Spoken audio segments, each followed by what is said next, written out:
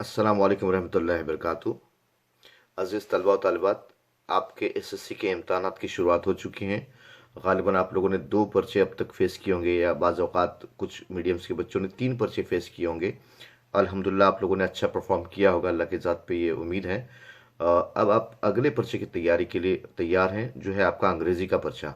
सबसे पहले मैं अल्लाह का शुक्रगुज़ार हूँ कि अल्लाह ने ये मौका दे दिया कि आप लोगों से कुछ बातें हों, आप लोगों तक कुछ बातें पहुँचे। उसके बाद मेरे एक बहुत ही मुखलिस दोस्त मुनव्वर मलिक सर का भी मैं शुक्रगुज़ार हूँ कि वो आखिरी पल तक मेरे पीछे रहे और मोटिवेट करते रहे कि इस किस्म का कोई वीडियो मैं आप लोगों के लिए बनाऊँ। आइए मुख्तसर से इस वीडियो में हम लोग अलग अलग चीज़ें देखने की कोशिश करेंगे इंशाल्लाह। 3 वीडियोज़ बनाने का इरादा है, अल्लाह देखते कहाँ तक कामयाबी अता करता है। पहले वीडियो में आपको इंशाल्लाह language study, seen passage, unseen passage के बारे में बात करेंगे। दूसरे वीडियो में आपके राइटिंग स्किल से लेकर ट्रांसलेशन तक की बात होगी। और तीसरे वीडियो में इंशाल्लाह बात होगी टाइम मैनेजमेंट, जो आपके अंग्रेजी के पर्चे का टाइम मैनेजमेंट है उस पर गुफ्तगू करेंगे। अलावा इसके कि अभी जो 2 दिन आपके पास बाकी बचे हैं, उन 2 दिनों में आप किस तरीके से तैयारी करें। तो आइए शुरू करते हैं। 80 मार्क का आपका पर्चा होगा। आप लोगों ने पर्चे का फॉर्मेट आपके असातिज़ा ने आपको बेहतर तरीके से समझाया होगा। दौरान इसकी एक अहम बात आपको बता दूं कि इस वीडियो में जो जो टेक्निक्स या जो जो बातें मैं आप लोगों के सामने रखूं, अगर आपको कहीं भी ये लगता है कि ये आपके लिए सूट नहीं है, नई चीज़ है, आप इसको नहीं कर सकते, उसकी वजह से कन्फ्यूजन क्रिएट हो रहा है, तो आप बराए मेहरबानी उस चीज़ को ड्रॉप कर दें, उस चीज़ को अप्लाई ना करें। क्योंकि एक नई चीज़ अप्लाई करने के बाद आपकी जो अब तक की तैयारी है वो उससे इफेक्ट हो सकती है, उससे मुतासिर हो सकती है। इसलिए कोई नई चीज़ आप बिल्कुल ट्राई नहीं करेंगे, चाहे वो कोई भी बता दे, कहीं से भी आपको ये बात मालूम हो। आपके असातिज़ा ने आपको 3 साल या 5 साल जो भी बताया है, वो आपकी कैपेसिटी और आपके कैलिबर के हिसाब से आपको बताया। तो इसलिए नई चीज़ बिल्कुल भी ट्राई नहीं करना है। अगर इसमें कुछ सुटेबल चीज़ें आपको लगती है कि चलो ये ठीक है, ये आइडिया अच्छा है, तो आप उसको अप्लाई कर सकते हैं। तो आइए शुरू करते हैं। सेक्शन फर्स्ट आपका रहेगा लैंग्वेज स्टडी। क्वेश्चन नंबर 1 ए और बी, ये 10 मार्क का रहेगा। क्वेश्चन नंबर ए आपका रहेगा, क्वेश्चन नंबर 1 का ए जो आपका रहेगा वो 8 मार्क्स का रहेगा, और उसका बी जो होगा वो 2 मार्क्स का होगा। क्वेश्चन नंबर 1 ए में आपको कुल 6 सवाल होंगे, उन 6 में से सिर्फ 4 सवाल आपको अटेम्प्ट करना है। लेकिन मैं ये सलाह दूंगा कि आप 6 के 6 अटेम्प्ट कर लें, 6 के 6 कर लें, क्योंकि बाज़ औक़ात कुछ सवाल में अगर कुछ जवाब में कुछ कहीं कुछ कमी रह गई होगी, तो वो आपको सपोर्ट के लिए काम आ सकता है। तो उसमें पहला क्वेश्चन होगा complete the words by using correct letter और अल्फ़ाबेट। एक अल्फ़ाबेट उसमें से मिसिंग होगा, 4 वर्ड्स आपको दिए जाएंगे, आपको उस अल्फ़ाबेट को पुट करना है, लिखना है वहाँ पर। सवालात बिल्कुल नहीं लिखने हैं, डायरेक्ट आप जवाब लिखें। क्वेश्चन नंबर 1 ए, उसका पहला जो भी आपको वर्ड दे दिया जाए, उसका जो मिसिंग अल्फ़ाबेट है वो आप वहाँ लिख दें। उसका दूसरा होगा put the word in alphabetical order. इसमें 2 किस्म के सवालात रहेंगे। 2 किस्म के सवालात को आपको अलग अलग तरीके से हल करना है। पहला जो उसमें ग्रुप ऑफ वर्ड्स होगा, वो डिफरेंट अल्फ़ाबेट्स के साथ शुरू हुआ होगा, आपको उसको अल्फ़ाबेटिकल ऑर्डर लगाना है। और उसमें जो दूसरा क्वेश्चन होगा, वो सेम अल्फ़ाबेट से स्टार्ट होने वाले वर्ड्स होंगे, उसको आपको अल्फ़ाबेटिकल ऑर्डर में लगाना है। अल्फ़ाबेटिकल ऑर्डर बहुत आसान है, आप आराम से यहाँ पर 2 के 2 मार्क्स हासिल कर सकते हैं। और कोई गलती अगर आप ना करें, लिखने में स्पेलिंग मिस्टेक ना करें, देख के तो लिखना है, 4 वर्ड्स का तो ग्रुप होगा। आप अगर प्रॉपरली यहाँ पर लिख दें तो राइटिंग रीडेबल है, तो आपको 2 आउट ऑफ 2 मार्क्स मिल सकते हैं। तो ये पासिंग के लिए बहुत इंपॉर्टेंट होते हैं, क्योंकि छोटी छोटी गलतियां बच्चे जब कर जाते हैं तो उसमें मार्क्स कट जाता है। तो ये होगा दूसरा सवाल। तीसरा होगा पंक्चुएशन द फॉलोइंग। इसमें आपको 2 सेंटेंसेस दिएगा, आपको पंक्चुएट करना है।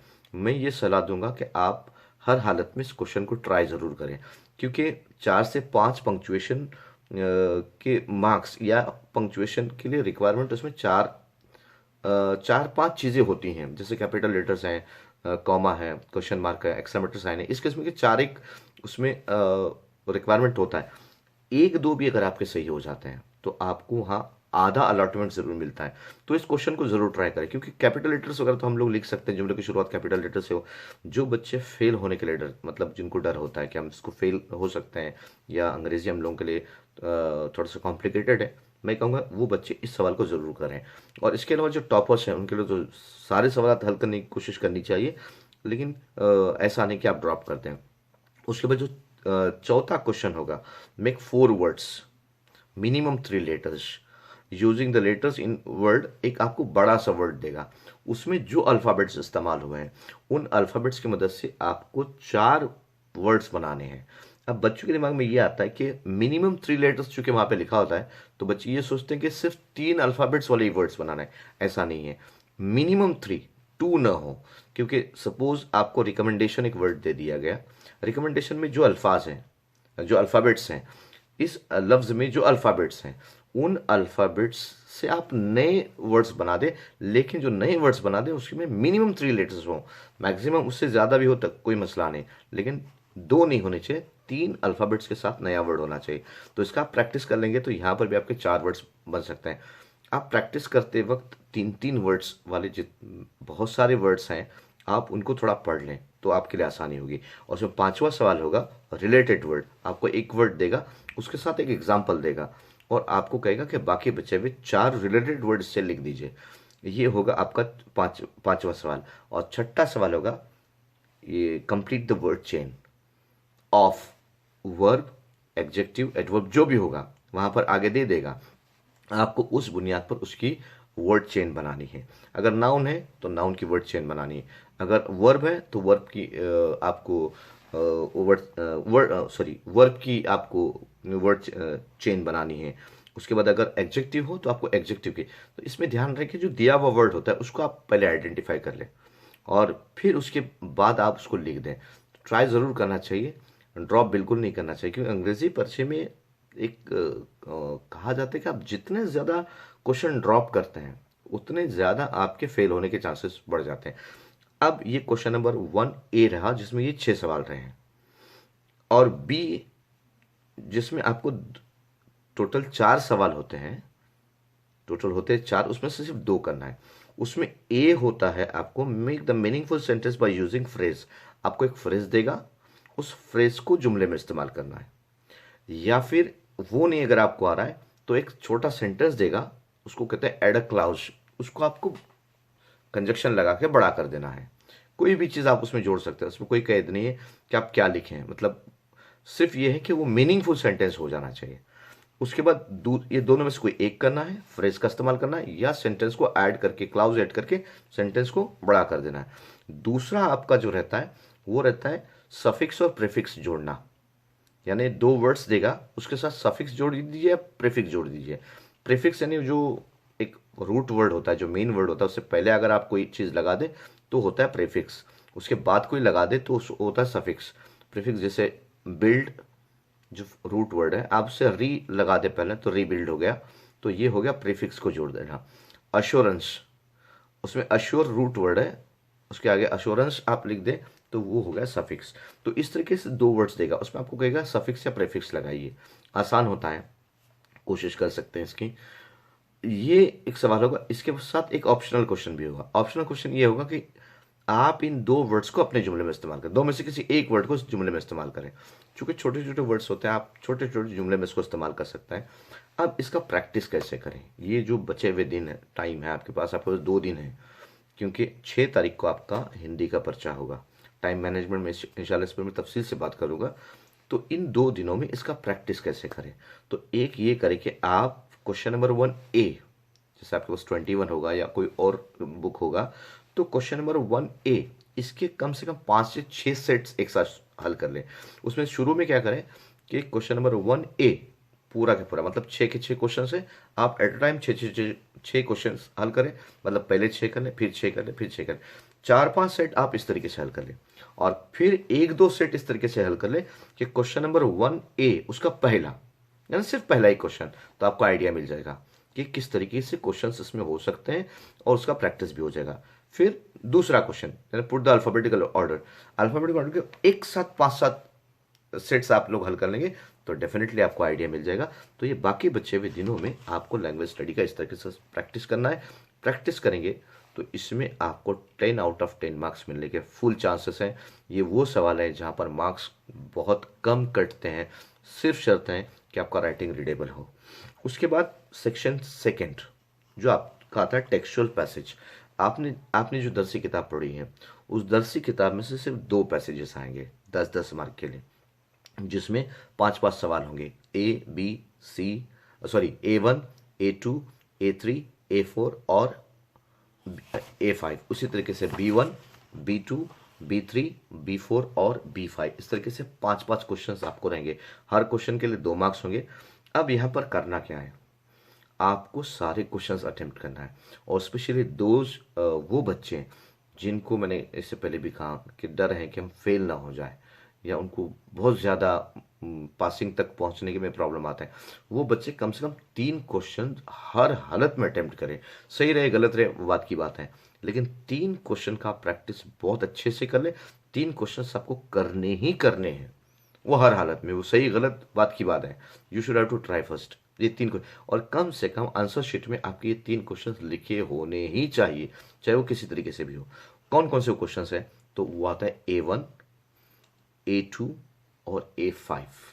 क्योंकि A1 ये सिंपल फैक्चुअल होगा, पैसेज में से आपको खानापुरी आ सकती हैं, जोड़ियाँ आ सकती हैं, बहुत सारे टाइप्स इसमें आ जाते हैं। मैं अब इतना तफसील से बोलने जाऊंगा तो वीडियो काफ़ी लंबा हो जाएगा, इसलिए मैं आपको बताता हूँ कि आप A1, A2 और A5। अब A5 में पर्सनल रिस्पॉन्स क्वेश्चन होता है। आप बोलेंगे सर हमको 2 जुमले बनाना मुश्किल है, आपको ट्राई करना है, आपको छोटे छोटे जुमले रिलेटेड टू द पॉइंट कम से, क्योंकि वहां पर आपका एक भी नुक्ता सही आता है तो आपके लिए मार्क्स, आधा मार्क्स तो भी बनता है। तो इसके लिए ये क्वेश्चन जरूर आपको हल करना है। इसके अलावा अगर A3 और A4 जो वोकैबुलरी और ग्रामर पे क्वेश्चन होते हैं, उसमें अगर आपको लग रहा है कि भाई ये हम लोग अटेम्प्ट कर सकते हैं, ये आसान सवाल है, जैसे जोड़ियों वाले भी क्वेश्चन उसमें आ जाते हैं A3 और A4 में। क्वेश्चन टैग रहता है, जोड़ियाँ रहती हैं, आप वो जोड़ियाँ लगा सकते हैं। उसके बाद अगर A3 में जो वोकैबुलरी बेस्ड क्वेश्चन होता है, उसमें भी अगर किसी की जोड़ियाँ आती हैं और अलग अलग तरीके से आसान सवाल आते हैं, तो आप उसको अटेम्प्ट कर सकते हैं। तो आपको इस क्वेश्चन में कम से कम those who are in trouble to pass, उनके लिए 3 सवालात हल करने ही करने इन एनी कॉस्ट। वो कैसे हल करना है उसका प्रैक्टिस कर लीजिए, अलग अलग टाइप्स के क्वेश्चंस आए हैं वो देख लीजिए। आपको ये 3 क्वेश्चंस का प्रैक्टिस अच्छे से करना है। अभी जो 2 दिन बाकी बचे हैं, उसमें और एक चीज़ मैं आपको बोलते जाऊं कि अगर खुदा न खास्ता कोई ग्रामर की कोई किस्म या वोकैबुलरी की कोई किस्म या कोई भी छोटी मोटी किस्म है जो आपको नहीं आ रही है या जिसमें आप बहुत कमज़ोर हैं, आप ये सोचेंगे नहीं अब एग्ज़ाम आ गया, कल पर्चा मुझे लिखना है तो मुझे हर हालत में इसको आज करना है, आप बिल्कुल ट्राई मत कीजिए। मैं कहूँगा बिल्कुल ट्राई नहीं करना है। नई चीज़ आप, क्योंकि वो 2 या 4 मार्क्स का आप नई चीज़ ट्राई करने जाएंगे या जिसमें आप थोड़ा सा वीक हैं, आप उसको बहुत ज़्यादा पॉलिश करने जाएंगे, तो वो 4 मार्क्स का आपका पॉलिश या आपकी वो हार्ड वर्क या आपकी वो बहुत सख्त मेहनत आपके बाकी बचे हुए मार्क्स को डिस्टर्ब कर सकते हैं। 76 मार्क्स को डिस्टर्ब कर सकती हैं, 74 मार्क्स को डिस्टर्ब कर सकते हैं। बहरहाल नहीं आ रहा है, सपोज नहीं भी आ रहा है, एक फॉर एग्जांपल आपको डायरेक्ट इनडायरेक्ट में उतनी कमांड नहीं है, या डिग्री ऑफ कंपैरिजन में आपको उतनी कमांड नहीं है, आप बोलेंगे नहीं यार I have to do something, यार मुझे अब आना ही चाहिए। छोड़ दो, डायरेक्ट इनडायरेक्ट के कितने मार्क्स के क्वेश्चन पूछेगा, ज़्यादा से ज़्यादा 2 मार्क्स, उससे ज़्यादा नहीं। बहुत ज़्यादा पूछा तो 4 marks. Why you have try to understand direct direct now और डिग्री ऑफ कंपैरिजन नाउ, नहीं आ रहा बाजू कर दो, कोई दिक्कत नहीं। हालांकि ये मेरा बोलना गलत भी हो सकता है एक तरीके से, लेकिन अगर नहीं आप नहीं कर पा रहे तो फॉरगेट इट, वो 4 मार्क्स आपके 76 मार्क्स को डिस्टर्ब कर सकता है। तो नई चीज़ पहले कोई ट्राई नहीं करनी है। तो हम बात करते हैं सीन पैसेज की, तो सीन पैसेज 2 आ जाएंगे। सीन पैसेज में आपने स्टोरीज पढ़े हुए हैं, आपके सबसे पहले आपको ये पता होना चाहिए कौन से सबक में क्या कंटेंट है, ताकि आपको सीन पैसेज समझने में आसानी हो जाए।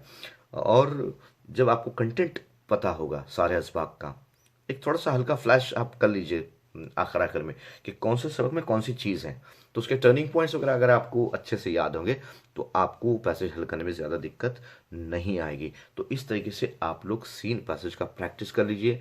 अलग अलग वे से आप प्रैक्टिस कर सकते हैं, जैसे ए क्वेश्चन है, A1 क्वेश्चन है, A2 क्वेश्चन है, A3 है, A4 है, A5 है, आप उसको सिक्वेंशनल भी कर सकते हैं, या सारे एक 5 पैसेज ले लिए आपने, A1 क्वेश्चन किस तरीके से पूछे जाते हैं उसका आइडिया आपको हो जाएगा। इस तरीके से आप ये क्वेश्चन कर सकते हैं, आप उसकी कोशिश